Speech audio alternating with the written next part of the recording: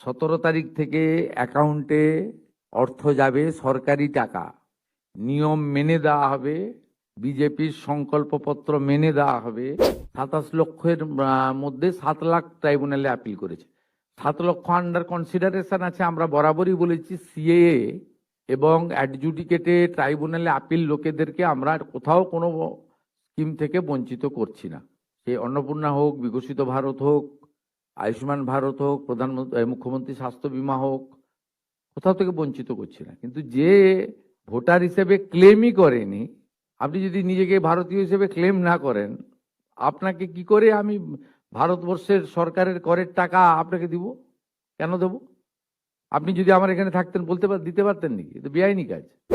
June মাস থেকে 31 জুলাই পর্যন্ত ফর্মে অনলাইন অফলাইনে আবেদন নেওয়া হয়েছে।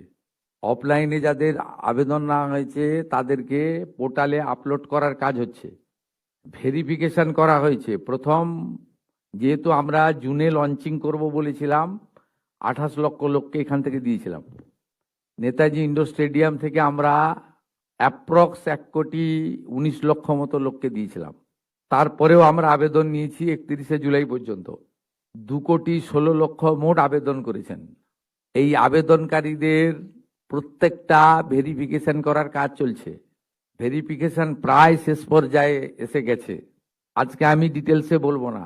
10 তারিখে আমি এবং সংশ্লিষ্ট মন্ত্রী মালতী রাভা রায় ডিটেলসে প্রেস কনফারেন্স করব 2 PM। ঠিক আছে, আপনারা আসবেন মিছিলের আগে, তেরঙ্গা যাত্রার আগে।